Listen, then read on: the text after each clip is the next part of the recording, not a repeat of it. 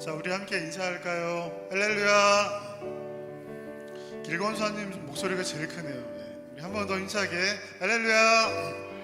반갑습니다. 오늘 우리 열심히 이제 항상 기도했던 그 기도 제목 중에 여인한 권사님 위해서 같이 기도했는데 오늘 이렇게 오랜만에 이제 나올 수 있어서 너무 반가운 것 같아요. 권사님 이제 건강하셔서 계속 함께 예배할 수 있도록 계속 같이 기도하겠습니다. 힘내시고. 그리고 오늘 우리 신우진 집사님도 또 변함없이 이렇게 예배 일찍 나오셔서 감사드립니다. 이제 추석을 앞두고 이제 마음이 좀 분주해질 텐데 그래도 가족들과 만날 것들 이제 기대하고 서로 기대하는 마음으로 준비하시고, 오늘도 이제 어떤 은혜를 주실지 기대하는 마음이 중요한 것 같아요. 그래서 내가 좀 준비가 덜 된 마음으로 또 기대하는 마음이 좀 적을 마음으로 왔을지라도 이 시간 마음 다시 정돈하시면서 찬양하고 기도하면서 받으실 은혜를 기대하면서 찬양으로 주님께 나아가도록 하겠습니다. 우리는 주의 움직이는 교회 같이 찬양하면서 마음 열고 주님께 나아가겠습니다. 우리는 주의 움직이는 교회, 이곳은 주님을 위한 자리. 내가 기도하는 모든 땅 위에서 하나님 예배 받은 그날을 고대하네. 나의 노래로 주님의 성전을, 나의 노래로 주님의 성전을 지으리. 높임을 받으소서.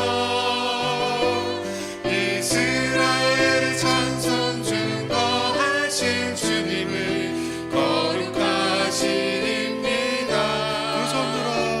두 손 들어 주님의 보좌를 만들고 온 맘 다해 경배하라. 구름 날개 사이에 임하신 것처럼 내 위에 임하소서. 하나님 우리가 이곳에 섰으니 이 땅을 치유하소서. 하나님 우리가 어디에 있든지 주를 높이리다. 열방들아 주님을 송축할지어다. 그 방 아래 입 맞추라. 영원한 통치자 주 예수 그리스도, 그는 위대하시와 우리 왕. 아멘. 우리의 왕 되신 하나님을 영원히 찬양합니다. 이번에 부를 찬양은 하나님은 우리의 피난처가 되시며라는 찬양인데요, 살다 보면 이렇게 기도할 힘도 없을 때가 있잖아요. 너무 낙심되고 또 힘들어서 힘이 다 빠져 있을 때, 그럴 때 정말 하시는 말씀 같아요. 그럴 때는 너희는 가만히 있어라. 하나님이 어떻게 일하시는지 보여준다 말씀하시는 찬양인 것 같아요. 그래서 힘든 마음, 어려운 마음 있으시다면 이 찬양 부르시면서 용기 얻으시길 바라겠습니다. 하나님 우리의 피난처 같이 찬양하겠습니다.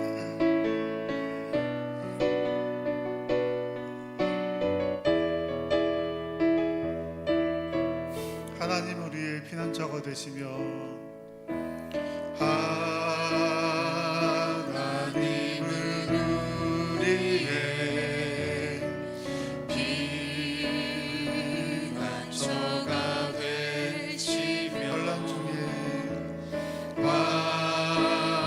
환난 중에 우리의 힘과 도움이. 한 번 더 고백합니다. 하나님은 우리의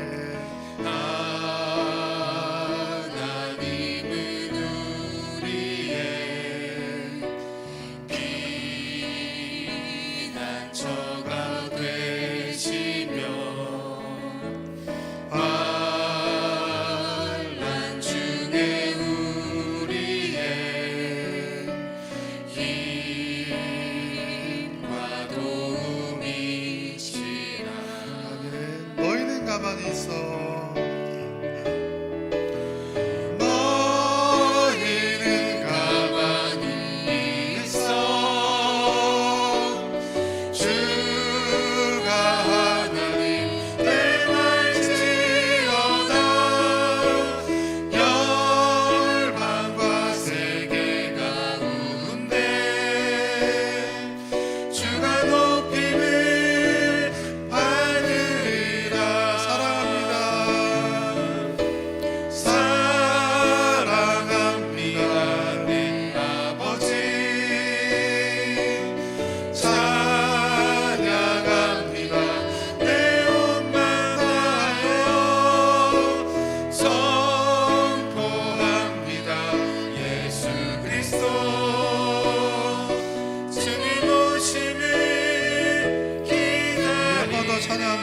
하나님은 우리의 피난처가 되시며 하나님은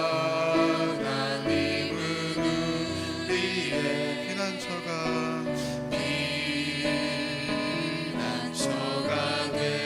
그렇게 믿으십니까 우리? 환난 중에 우리의 힘과 도움이 너희는 가만히 있어.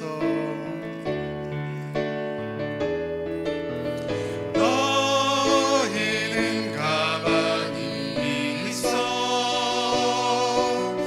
주가 하나님 내 말지어다. 열방과 세계 가운데 주가 높임을 받으리라. 사랑합니다. 사랑합니다 내 아버지. 찬양합니다 내 온맘 다하여. 선포합니다 예수 그리스도 주님 오심을 기다리며. 할렐루야. 오늘 또 주님을 만나고자 이 자리에 나오신 성도님들을 환영하고 축복합니다. 찬양한 것처럼 우리의 신앙은 언제나 주님의 오심을 기다리면서 하는 신앙이라고 생각합니다. 오늘도 주님을 만나고자 나왔으니 그 주님을 만나는 이 시간 되고 주님의 말씀을 듣고 또 주님 앞에 간절히 기도하는 이 예배의 시간 되기를 바라겠습니다. 다 함께 일어나셔서 함께 찬양하심으로 주일 2부 예배를 하나님 앞에 드리겠습니다.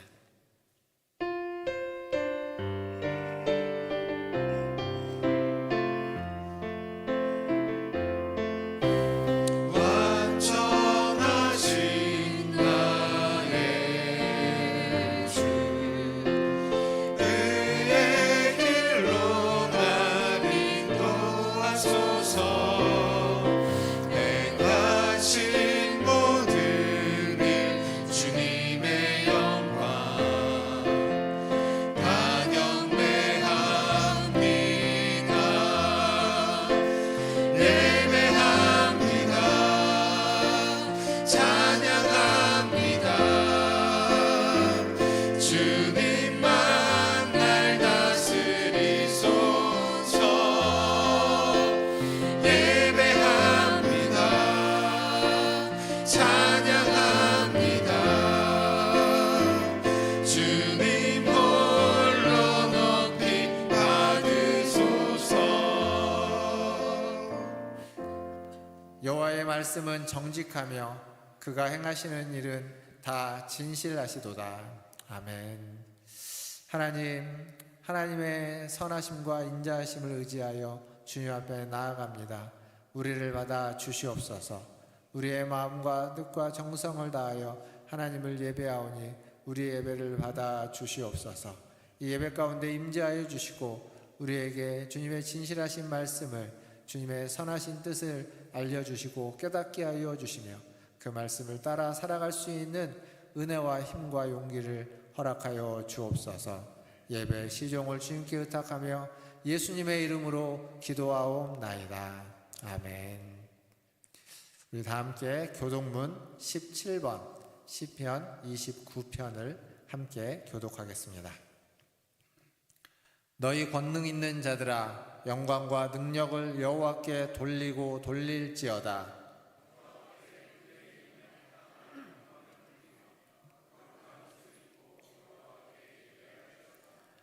여호와의 소리가 물 위에 있도다. 영광의 하나님이 우레소리를 내시니 여호와는 많은 물 위에 계시도다.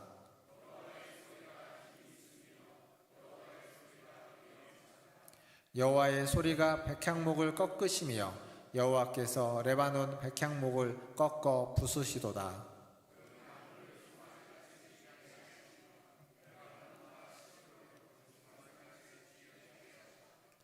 여호와의 소리가 화염을 가르시도다.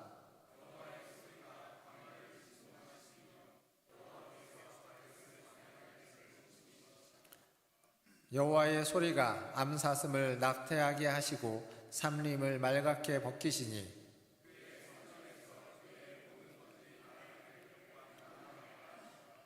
여호와께서 홍수 때에 좌정하셨으며 여호와께서 영원하도록 왕으로 좌정하시도다.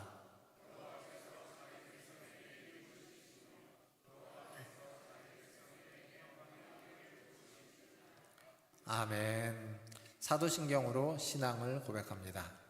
전능하사 천지를 만드신 하나님 아버지를 내가 믿사오며 그 외아들 우리 주 예수 그리스도를 믿사오니 이는 성령으로 잉태하사 동정녀 마리아에게 나시고 본디오 빌라도에게 고난을 받으사 십자가에 못 박혀 죽으시고 장사한 지 사흘 만에 죽은 자 가운데서 다시 살아나시며 하늘에 오르사 전능하신 하나님 우편에 앉아 계시다가 저리로서 산자와 죽은 자를 심판하러 오시리라.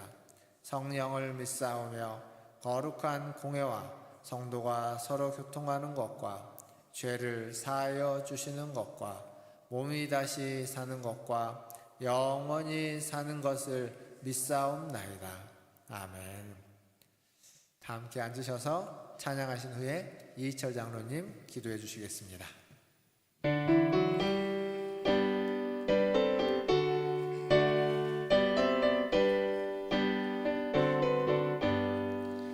세상을 넘어 영국에 가도 이 가운데로 걸어가면 주께서 항상 지키시기로 약속한 말씀 변치 않네. 하늘의 영광 나의 맘속에 차고도 넘쳐 할렐루야를 힘차게 불러 영원히 주를 찬양하리. 깜깜한 밤에 다닐지라도 주께서 나의 길 되시고 나에게 밝은 빛이 되시니 길 잃어버릴 영영네. 하늘의 영광 나의 맘속에 차고도 넘쳐 할렐루야를 힘차게 불러 영원히 주를 찬양하리. 광명한 그 빛 마음에 받아 찬란한 천국 바라보고 할렐루야를 힘차게 불러 날마다 빛에 걸어가리. 하늘의 영광 나의 맘속에 차고도 넘쳐 할렐루야를 힘차게 불러 영원히 주를 찬양하리. 아멘. 546장 힘차게 박수하면서 찬양하겠습니다.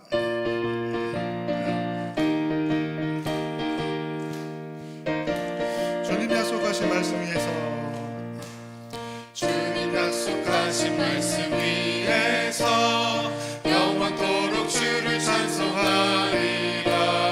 소리 높여 주께 영광 돌리며 약속 믿고 굳게 서리라. 아멘. 굳게 서리 영원하신 말씀 위에 굳게 서리 굳게 서리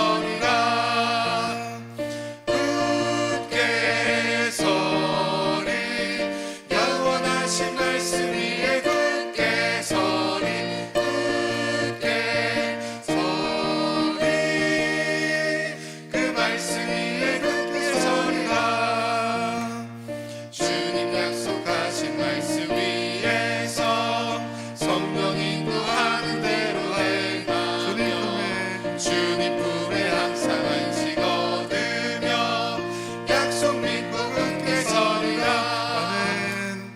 굳게 서리 영원하신 말씀 위에 굳게 서리 굳게 서리 그 말씀 위에 굳게 서리라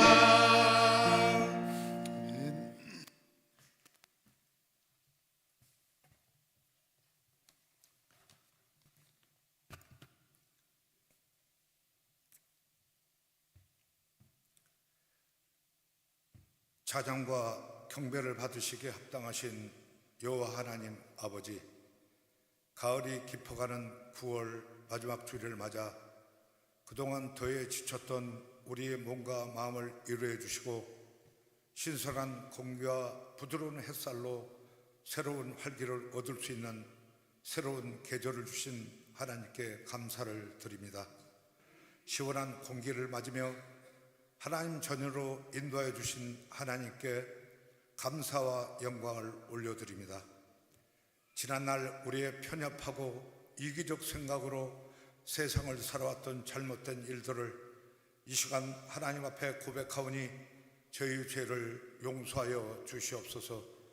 죄악으로 인해 마땅히 죽을 수밖에 없는 저희를 사랑하사 예수 그리스도의 십자가 보혈의 공로로 구원하여 주셔서 하나님 자녀로 삼아주신 그 크신 사랑과 은혜에 감사와 경배를 드립니다.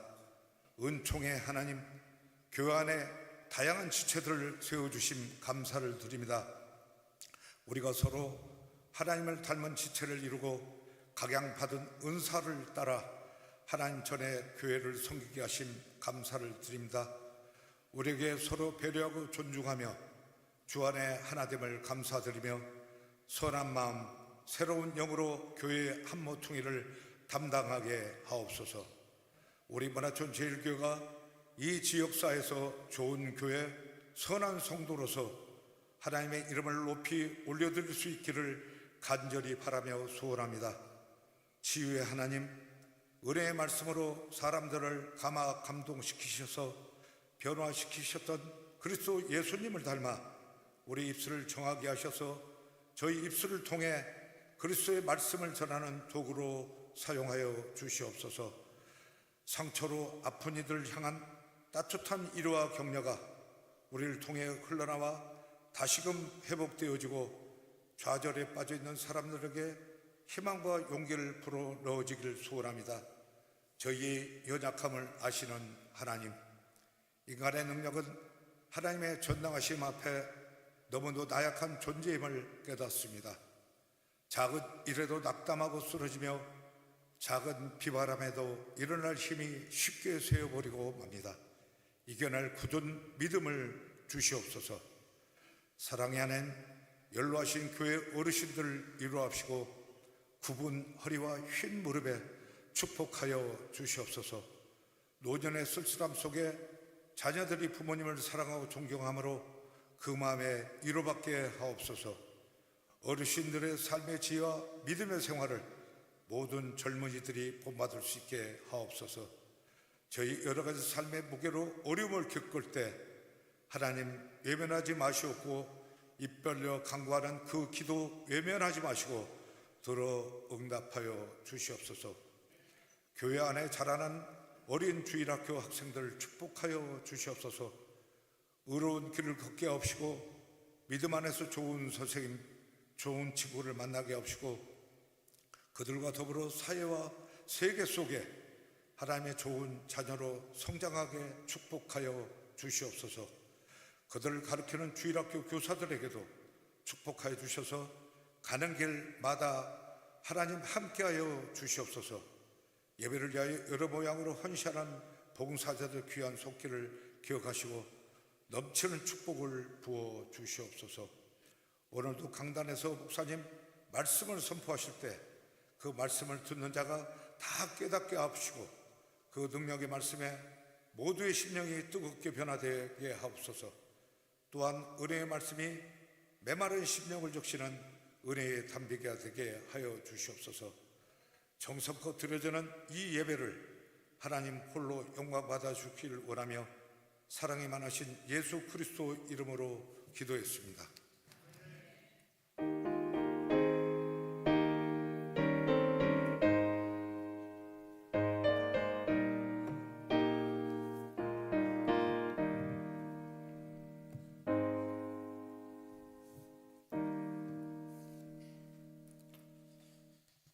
교회 소식 전해드리겠습니다. 오늘 예배 후에 우리 기관 모임 원래로 모이도록 하겠습니다. 37주차 성경통독, 이번 주는 이제 구약이 마쳐지는데요. 나홈서에서 말라기까지 계속 함께 통독해 주시기를 바라겠고, 이 순서가 아닌 다른 순서로 또 통독하시는 분들, 또 책으로 하시는 분들, 맥체인 하시는 분들도 통독에 계속 힘써 주시기를 바라겠습니다. 추석 연휴 안내입니다.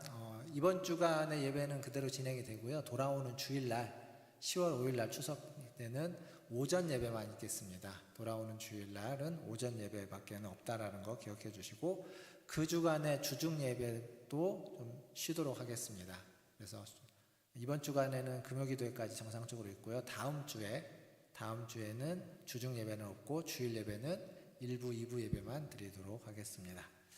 그리고 뒤에 추석 명절 때 같이 가족들이랑 이제 만나실 때 예배 드릴 때 필요한 추석 가정 예배문을 만들어 놓았습니다. 뒤쪽에 있을 텐데 필요하신 분들 예배 마치고 가져가 주시고요. 혹시 부족하다면 우리 교육자들한테 이야기를 해주시면 더 출력을 해서 드리도록 하겠습니다.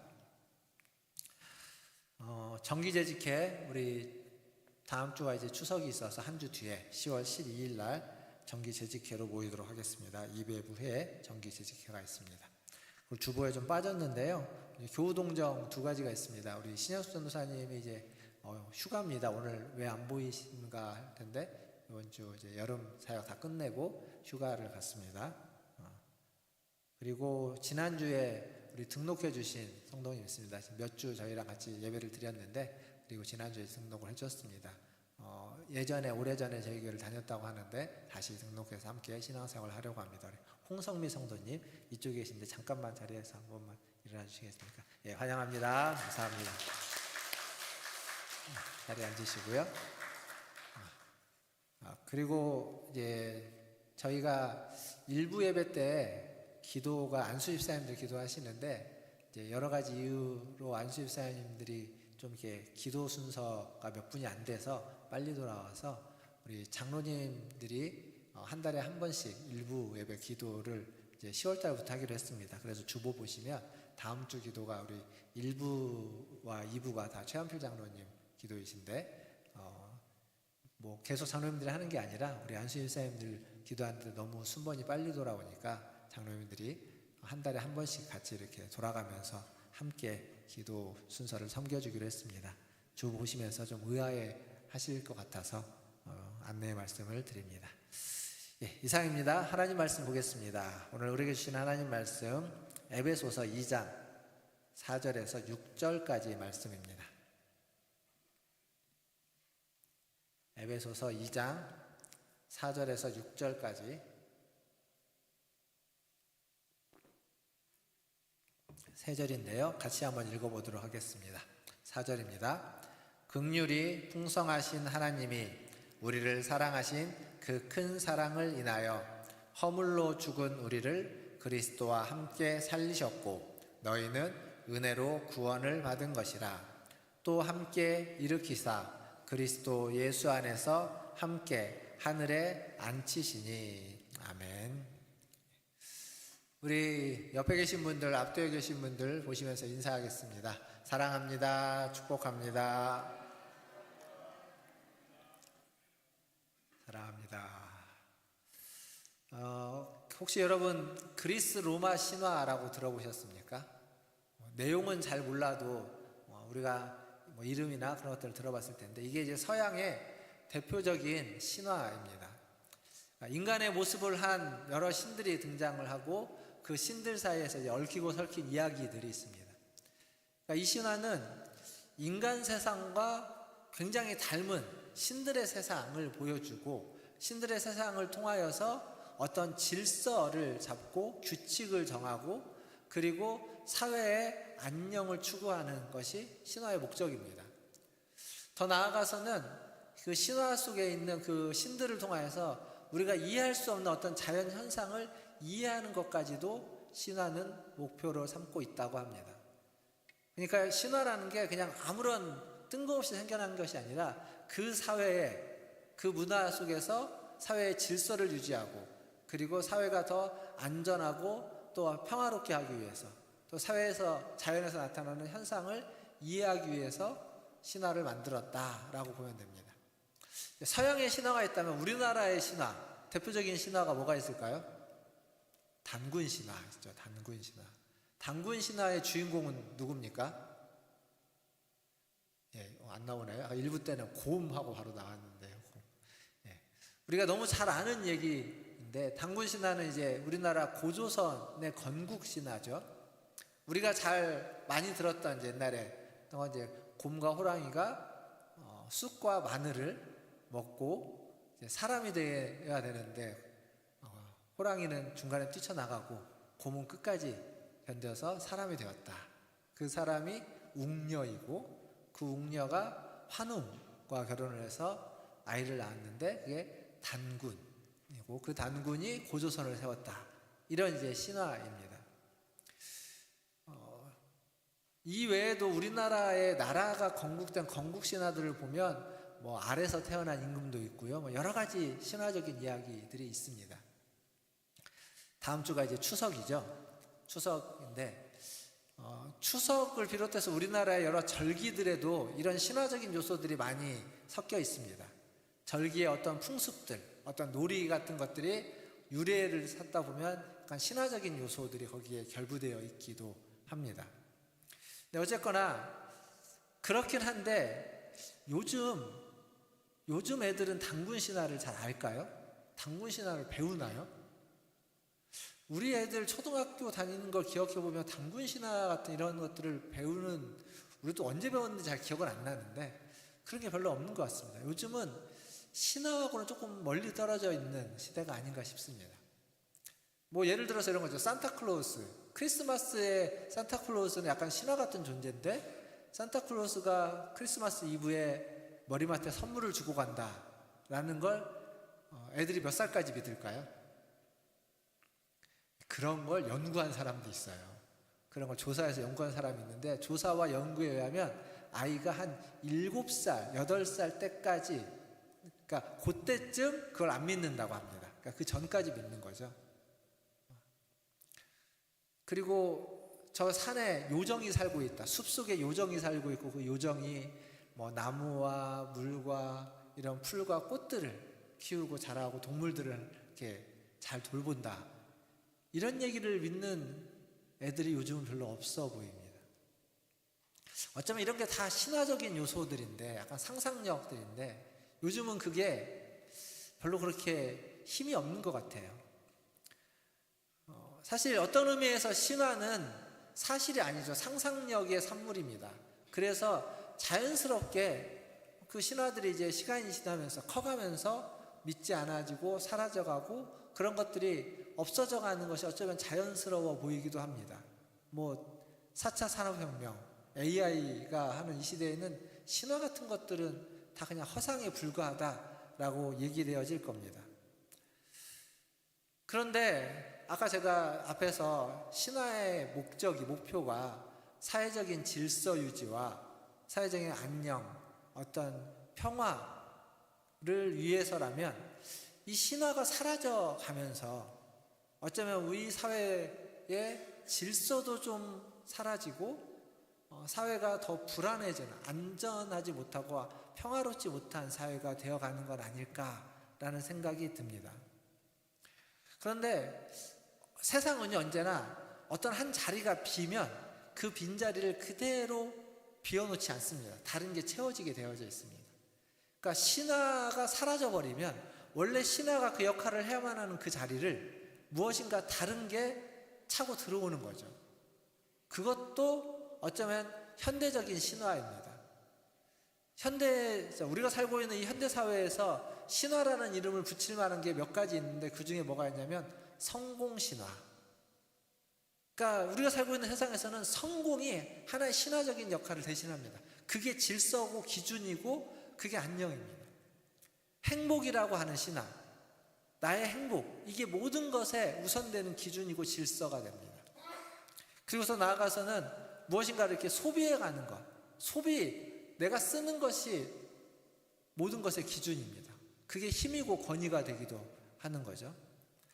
근데 이런 것들은요, 생각보다 예전 신화와 좀 다른 게 뭐냐면 예전의 신화는 잘 변하지 않습니다. 계속 그것들이 지속되면 이 현대적인 신화라고 말하는 것, 성공, 행복, 그리고 어떤 소비, 이런 것들은요, 나의 필요에 의해서 또 어떤 아주 쉽게 바꿀 수 있는, 내 마음이 바뀌고 내 필요가 바뀌고 내가 바뀌면 그냥 그대로 언제든지 뒤집어서 바꿀 수 있는 것들이 되어버리게 됩니다. 그러다 보니까 이 신화가 가지고 있는 신화의 어떤 중요한 목표가 잘 성취되지 않습니다. 계속 사회가 불안하고 질서라는 게 그냥 이리 뒤집히고 저리 뒤집히고 하는 거죠. 신적인 권위, 신화 속에는 신적인 권위라는 게 있는 게 그 권위가 사라져 버리는 겁니다. 사회적으로는 그런 일도 있는 거죠. 예전에는 그 데모를 하면 그 데모를 이제 진압하는 경찰들이 있죠. 그 중에 이제 무서운 경찰들, 소위 백골단이라고 하는 경찰인가요? 아무튼 그런 백골단이 이제 진압을 하는데 그 진압에 쫓겨가다가 성당에 들어가거나 교회당에 들어가면, 예배당에 들어가면 그들이 거기까지는 쫓아오지 않았습니다. 최근에는 그 정도로 과격한 데모나 시위가 없기 때문에 어쩔지 모르겠지만 아마 지금은 예전처럼 그렇게 성당이나 교회당을 신성시하지는 않는 것 같습니다. 더 나아가서는 장소뿐만 아니라 사람들도 그렇죠. 신부님들이나 목사님들의 이야기를 예전에는 사회에서 그래도 귀담아 들었다면 요즘은 별로 사회적인 힘이 없는 시대를 살아가고 있는 것 같습니다. 존중이 없어진 거죠. 그러니까 신화가 사라지고 신적인 권위가 사라져 버려서 그렇다고 이야기할 수 있습니다. 그런데 좀 더 생각해 보면 이 종교 지도자들의 이야기들이 권위가 없는 건 신적인 권위가 그들 스스로 그것을 내려놨기 때문이라고 볼 수 있습니다.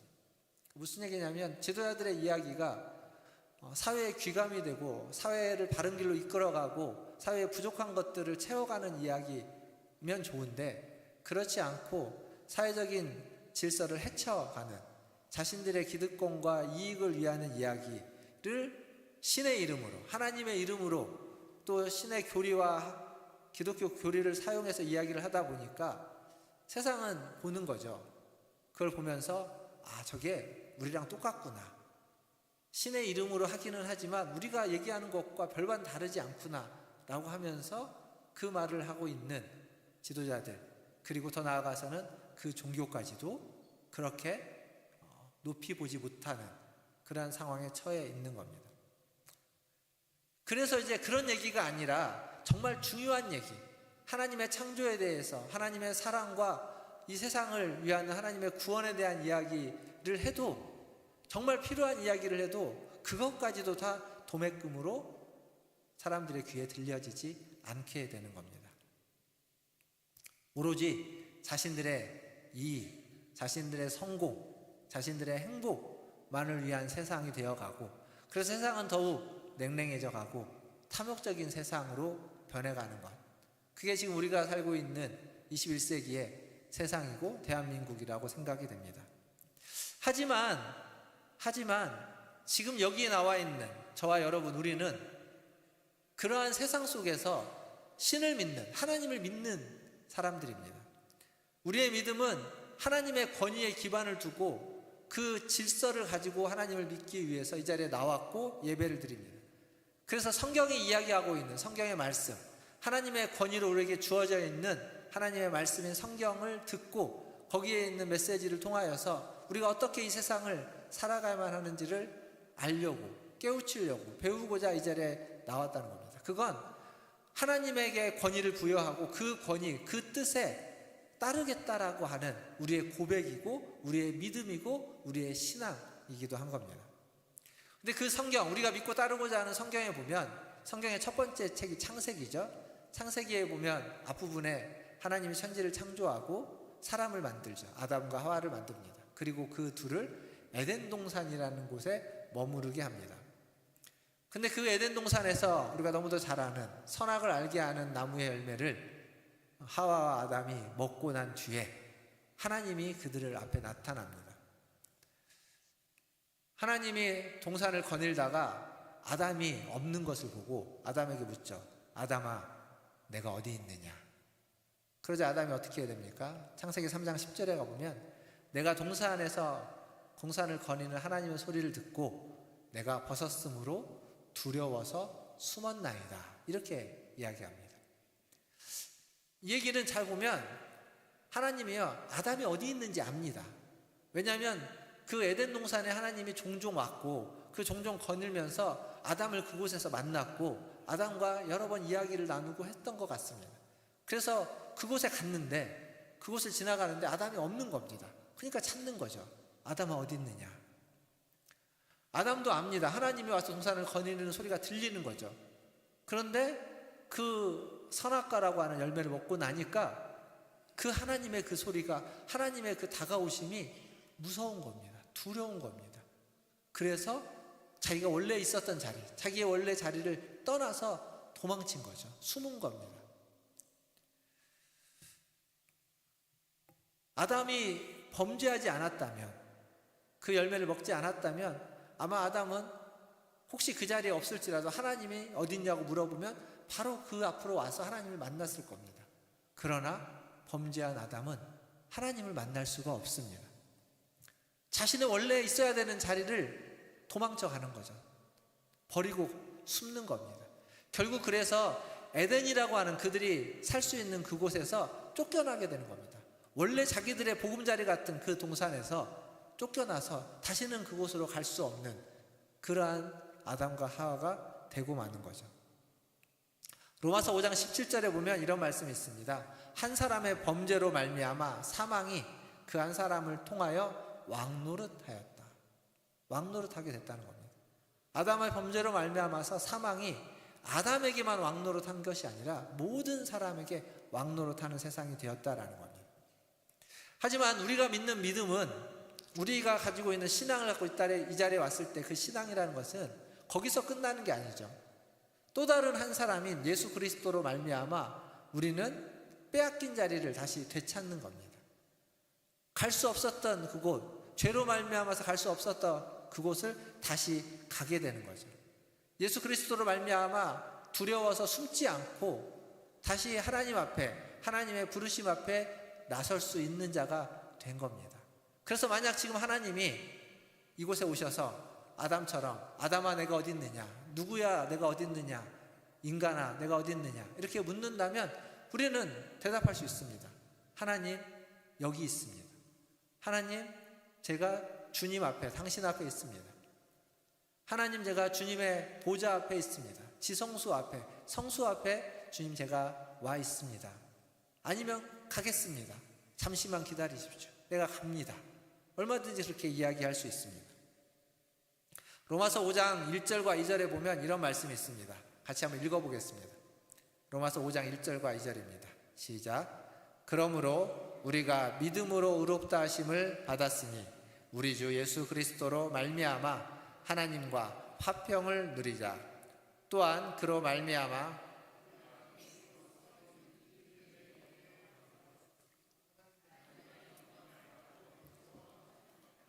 아멘. 사도 바울이 로마서에서 이야기하는 겁니다. 하나님의 영광을 즐거워하고 있다고. 믿음으로 은혜에 들어감을 얻었다고. 잘 생각해 보십시오. 이게 어떤 이미지인가? 하나님의 은혜로 말미암아 믿음으로 들어간다. 여기서 말해주는 건 성전에서의 이미지를 그대로 하는 거예요. 하나님이 계시는 곳, 하나님 앞으로 그 성소로 들어가고 그 지성소 안으로 들어가는 것을 이야기하고 있습니다. 그러니까 하나님의 제사장으로서 하나님이 있는 곳에 들어갈 수 있는 그러한 은혜, 그러한 믿음을 얻었다라고 이야기하는 거죠.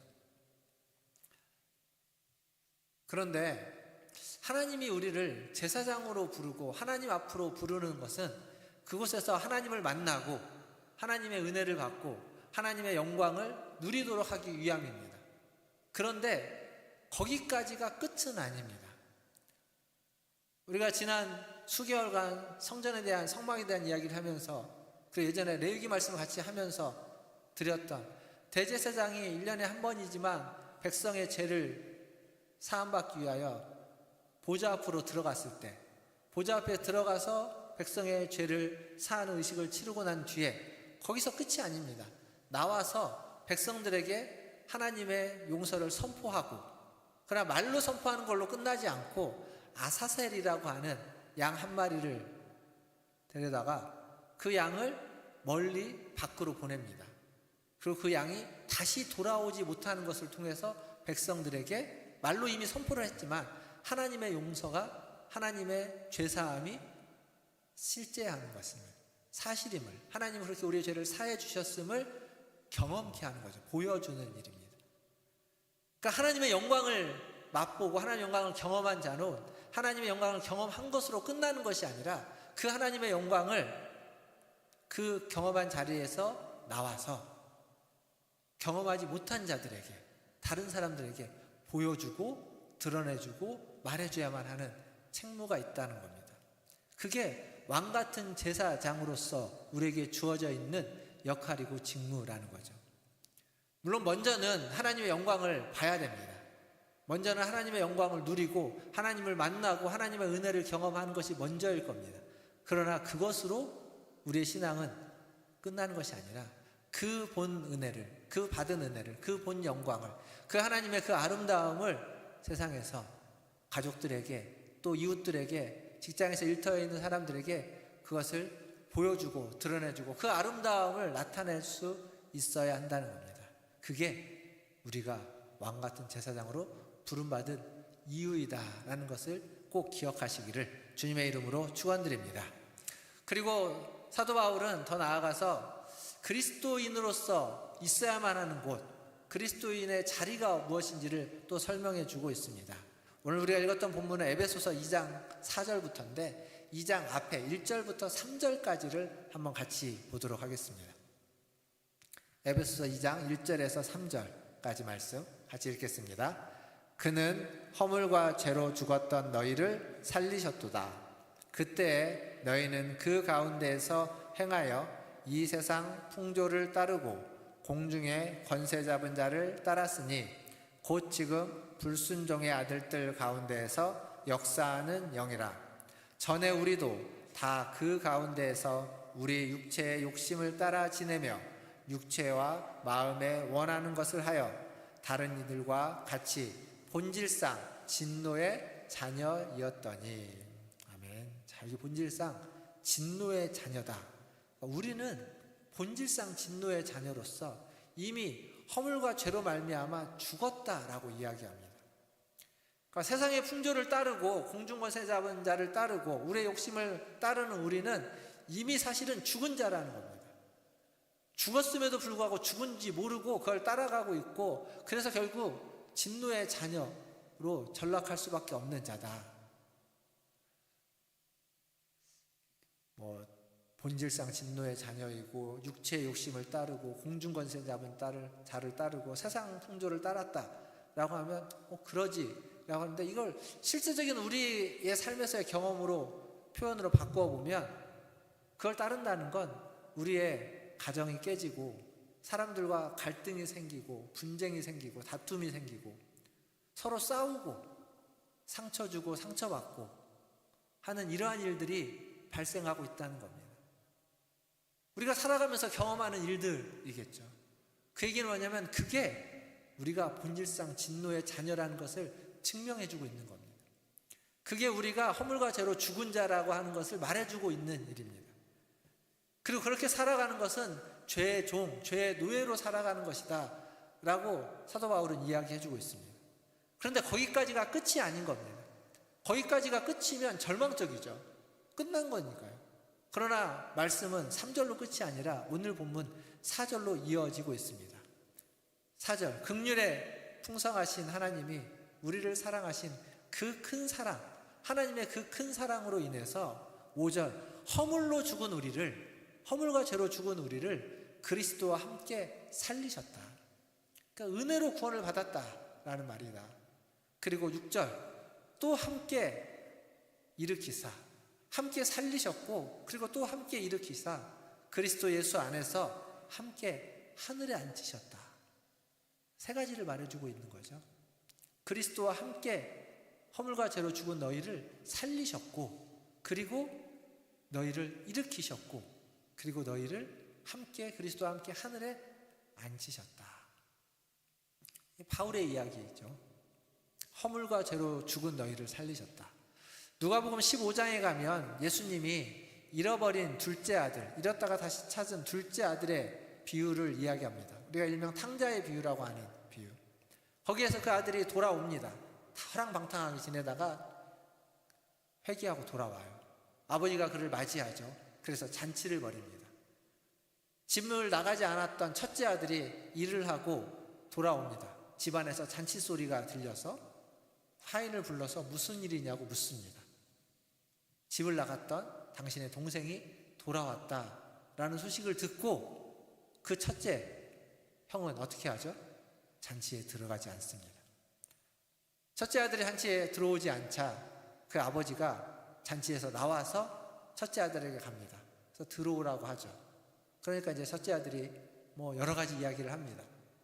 왜 나한테는, 나는 잘못한 것도 없고 잘했는데 왜 나한테는 양 한 마리도 안 줍니까? 막 합니다. 그 얘기를 다 듣고 그 아버지가 그 본문 그 이야기의 맨 마지막 구절, 누가복음 15장 52절에 32절에 이런 얘기를 합니다. 그 애는 죽었다가 살아났고 내가 잃었다가 다시 찾은 애다 라고 하고 그 이야기는 끝납니다. 그 뒤에 첫째 아들의 반응이 안 나와요. 거기서 중요한 건 뭐냐면 지금 이 아버지는 그 허랑방탕했던 그 아들, 다시 돌아온 아들을 어떤 아들로 여기고 있냐면 죽었다가 살아난 아들이라고 여기고 있다라는 겁니다. 아버지의 품을 떠난다는 것, 아버지의 떠남을 떠난다는 것, 그냥 욕심에 사로잡혀 고생하는 그러한 삶이 아니라 성경은 그런 삶을 뭐라고 말하냐면 죽은 삶이다라고 이야기하는 겁니다. 허물과 죄로 죽은 삶, 아버지의 품을 떠난 삶, 죽은 삶입니다. 살려면 어떻게 해야 되느냐? 아버지께로 다시 돌아오는 거다라고 지금 말해주고 있는 겁니다. 죄와 허물로 죽었지만 하나님의 품을 떠나서 그렇게 살았지만 다시 아버지께로 돌아오면 살아날 수 있다는 겁니다. 그러니까 하나님을 알지 못하는 사람들, 하나님의 품을 떠난 사람들은 성경이 이야기하는 겁니다. 그들은 죽은 자와 같다. 그들이 세상의 풍조를 따르든 욕심을 따르든 공중권세잡을 따라서 무엇인가를 이루든 그걸 위해서 무엇인가를 그럴싸하게 만들어놔도, 그렇게 해서 뭔가 화려하게 멋진 것들을 성취를 이루어놔도 사실은 그들은 벌거벗었고 가난하고 비천한 자다. 지난주에 말씀드렸어요. 라우디게아 교회, 그들이 스스로 부자다, 부유하다라고 이야기하지만 사실은 비천하고 가난하고 가련한 자다라고 하는 말씀과 똑같은 겁니다. 반면 성도라는 건 어떤 사람입니까? 성도라는 건 죽었습니다. 허물과 죄로 죽은 자입니다. 본질상 진노의 자녀였습니다. 그러나 하나님의 은혜로 그리스도와 함께 다시 살리심을 받았고, 그리고 다시 일으킴을 받았고, 결국 어디까지 가냐면 하늘에 그 보좌 앞에 앉히심까지 가게 된다라는 겁니다. 그러니까 지금 바울의 이야기가 살리는 것으로 끝이 아니고 일으켜 세우는 것으로 끝이 아니고 어디까지 가냐면 예수님이 부활하신 후에 승천해서 하나님 오른편에 우편에 앉아 계시죠. 그게 우리가 사도신경에서 날마다 고백하고 있는 거 아닙니까? 근데 그 자리에 우리를 앉히신다는 거예요. 그리스도와 함께 앉히신다. 그리스도가 앉아있는 그 보좌에 우리도 앉히신다라고 이야기하는 겁니다. 한번 우리가 좀 상상을 해보면 좋겠습니다. 예수님이 하나님의 보좌 옆에 오른쪽에 예수님의 보좌가 있습니다. 거기에 앉아 있는데 그 자리에 우리도 있습니다. 거기에 우리도 앉아 있습니다. 아니 어쩌면 그 예수님의 보좌 주변에 우리의 보좌들이 가득 있어서 그 보좌에 여러분의 자리들이 앉아서 함께 앉아 있는 모습. 근데 이게 그냥 상상의 모습이지만 성경에 기록되어져 있는 모습이기도 합니다. 요한계시록 4장 4절에 가보면 이 말씀이 고스란히 그렇게 기록되어져 있습니다. 한번 같이 보겠습니다. 요한계시록 4장 4절 같이 읽겠습니다. 또 보좌에 둘려 24 보좌들이 있고 그 보좌들 위에 24 장로들이 흰옷을 입고 머리에 금관을 쓰고 앉았더라. 자, 여기까지만 일단 계시록 말씀만. 보좌가 있다. 이게 예수님의 보좌입니다. 계시록에서 이야기하고 있는 건 예수님이 앉아 계신 보좌. 근데 그 보좌 주변에 24개의 보좌가 또 있는 거예요. 거기에 24 장로들이 앉아 있고 그들은 흰옷을 입고 머리에 금관을 쓴 그들이 앉아 있습니다. 그러니까 지금 앞에서 바울이 말씀을 하면서 그리스도와 함께 앉으시니라고 하는 그 말씀은 이 그림을 염두에 둔 겁니다. 그리고 이제 지난주에 이미 살펴봤던 말씀 시편 8편 중에 5절 말씀, 지난주에 잠깐 언급을 했지만 그 말씀을 한 번 더 같이 보겠습니다. 시편 8편 5절 같이 읽겠습니다. 그를 하나님보다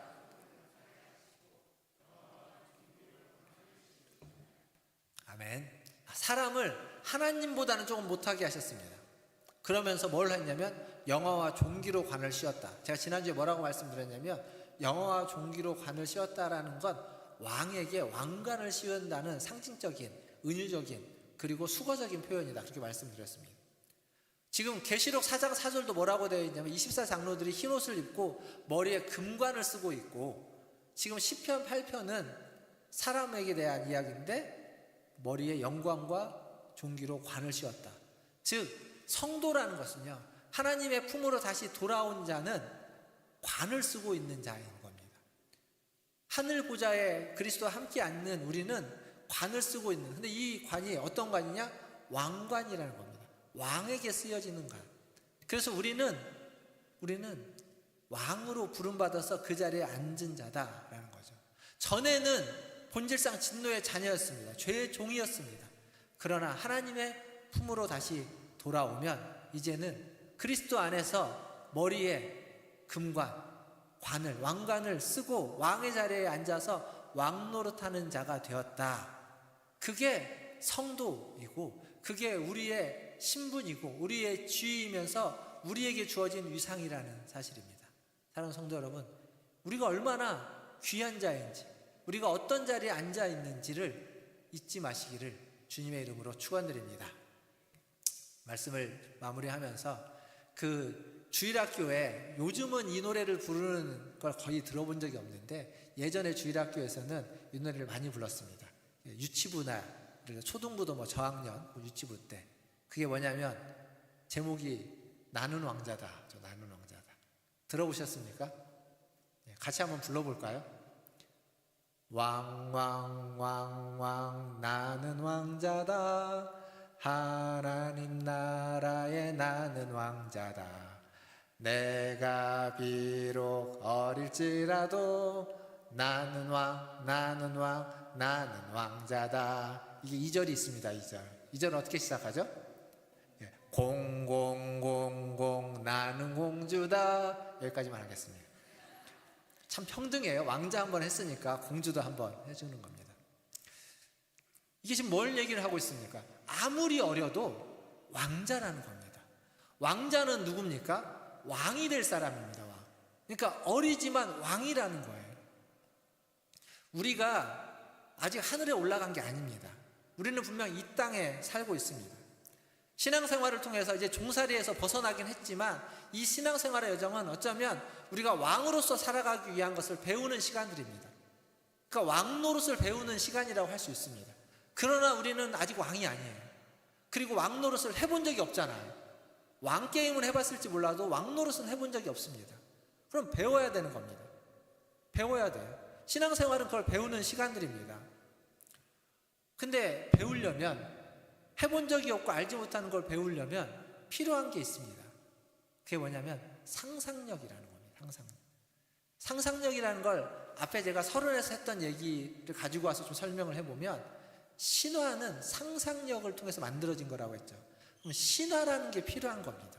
신화가 뭐였냐면 아까도 얘기한 것처럼 질서와 권위를 주는 것. 그러니까 신적 권위, 신적인 질서가 신화를 통해서 우리에게 주어지는 거였습니다.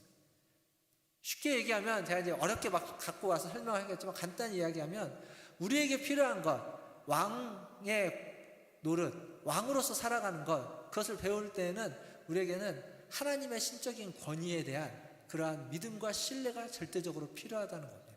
그게 없으면 이건 배울 수 없는 겁니다. 상상력의 산물인 신화를 통해서 회복하는 건 참된 권위와 믿음인 겁니다. 참된 권위와 믿음을 회복할 때, 참된 하나님에 대한 신뢰를 회복할 때 우리는 그걸 왕노릇, 신앙의 어떤 모습을 제대로 배울 수 있게 되는 거죠. 그러니까 종노릇 하던 사람이 이제 그 종노릇 하던 옛사람에서 벗어나서 우리가 새롭게 되어서 새로운 사람, 왕노릇 할 때는 새로운 사람으로 변화되는 과정, 이게 믿음의 여정이고 신앙의 과정이고 하나님 우리에게 원하시는 모습입니다. 바울은 이 얘기를 아까 했던 에베소서 4장에서 이야기합니다. 22절에서 24절에서도 방금 제가 말씀드렸던 이야기를 그대로 해주고 있습니다. 오늘 이 마지막 말씀을 읽으면서 좀 말씀을 마칠까 합니다. 에베소서 4장 22절부터 24절까지 같이 읽어보겠습니다.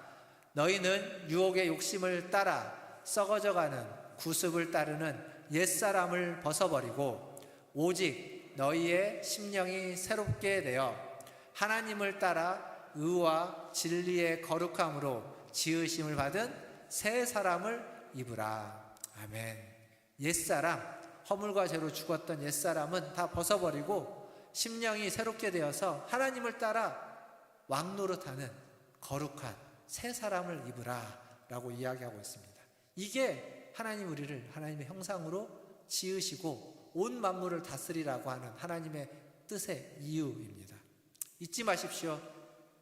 여러분은 그리스도와 함께 하늘 보좌에 있는 왕입니다. 공주입니다. 그 자리에 맞는 태도로, 그 자리에 맞는 자세로 이 땅을 힘차게 살아가시는 저와 여러분 다 되시기를 주님의 이름으로 축원드립니다. 기도하겠습니다.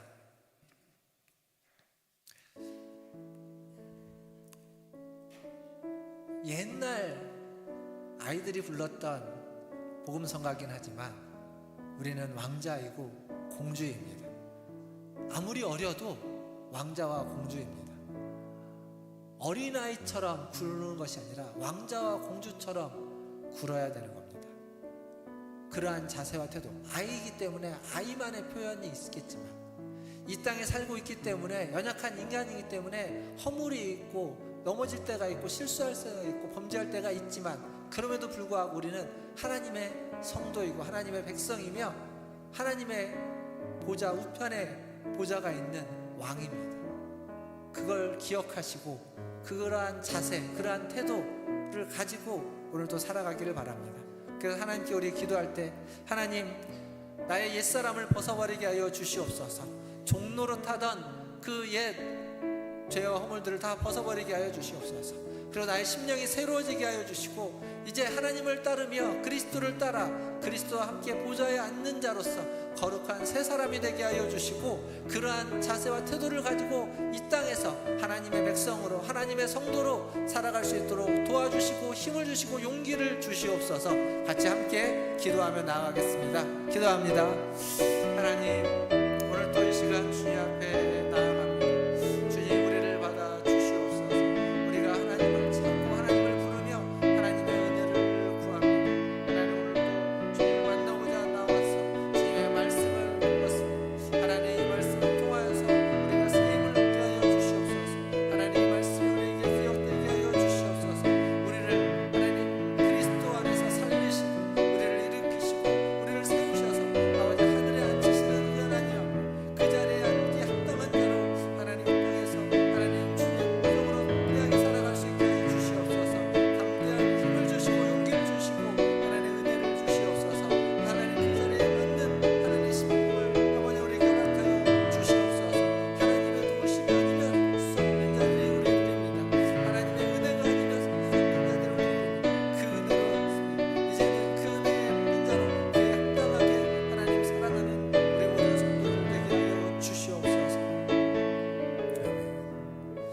하나님, 허물과 죄로 죽었던 우리들이 그리스도로 말미암아 살리심을 받았고 이제 일으켜져서 하늘에 앉아있다라고, 하늘 그 보좌에 앉아있다라고 이야기합니다.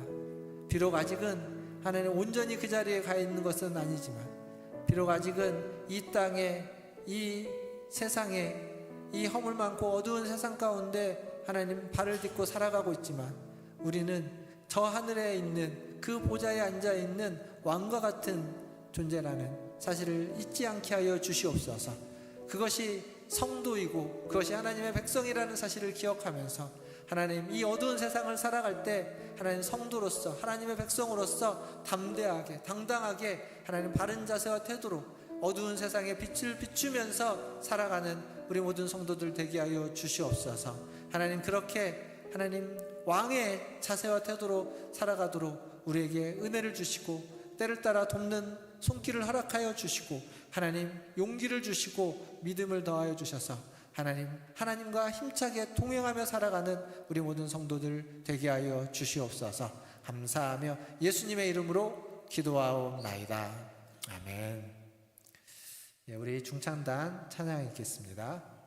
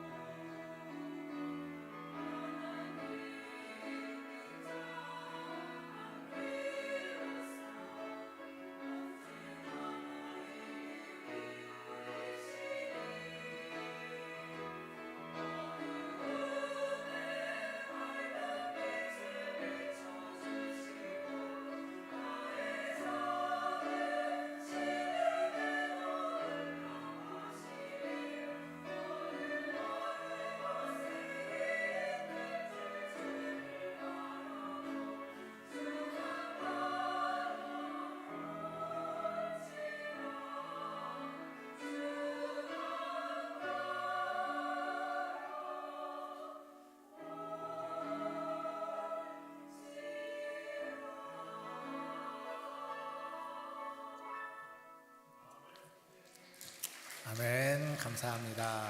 오늘도 귀한 찬양 감사합니다. 우리 찬양팀 나와주시고요. 436장 함께 찬양하시면서 준비하신 예물 하나님께 드리겠습니다.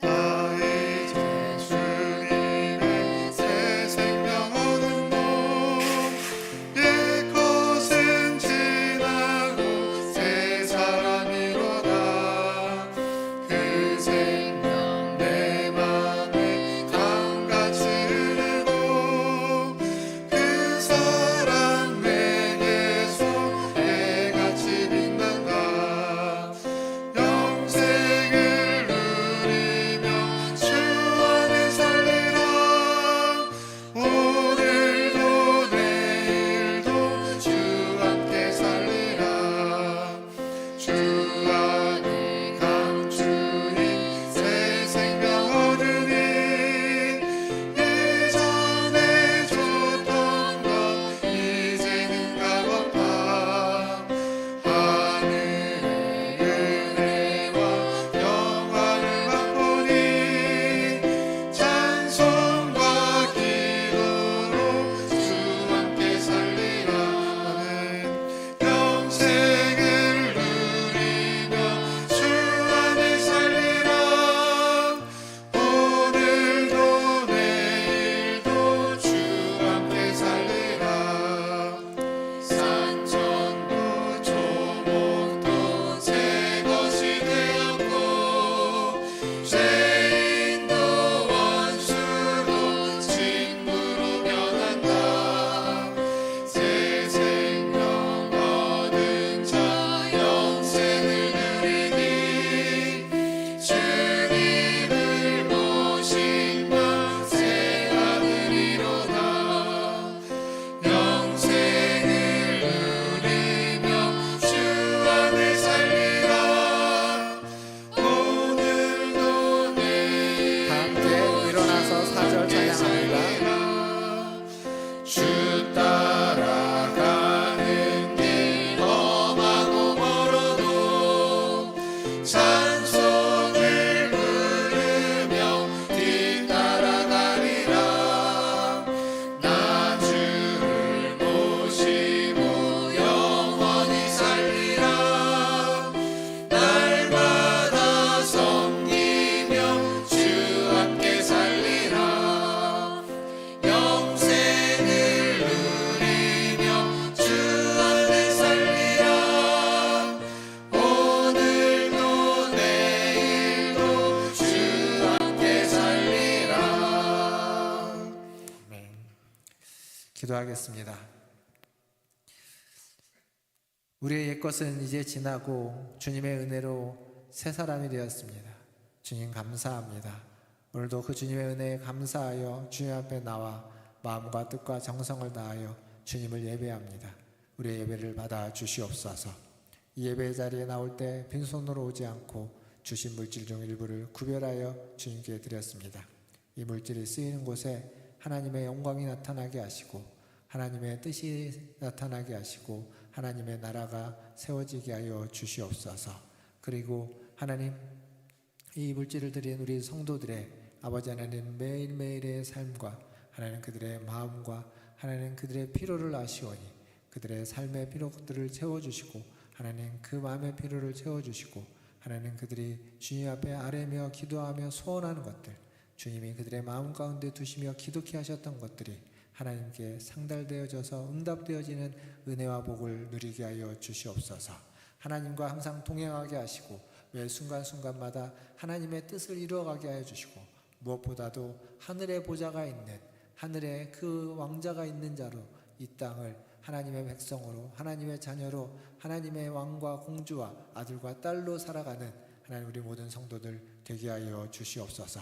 그때그때마다 필요한 것들 그때그때마다 도움의 손길들 하나님이 허락하여 주셔서 그 필요를 채우시고 그 도움을 허락하여 주시고 하나님이 지키시고 보호하고 있음을 경험하며 살아가게 하여 주시옵소서. 더불어서 하나님 그러한 삶이 다른 이들에게 하나님 빛이 되고 하나님 그들에게 하나님을 드러내는 하나님 영광의 모습들, 영광을 나타내는 삶이 되는 우리 모든 문화천지교회 성도들 다 되게 하여 주시옵소서.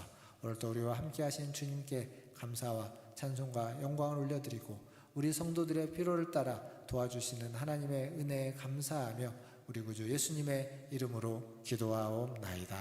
아멘.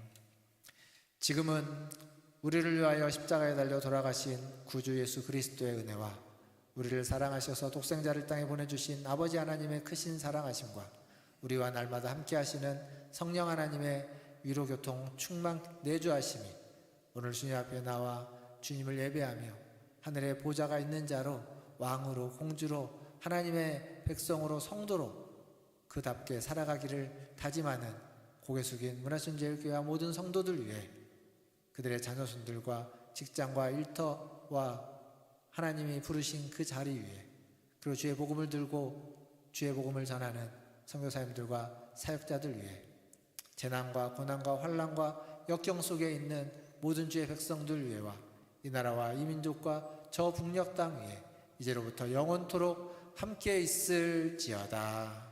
아멘.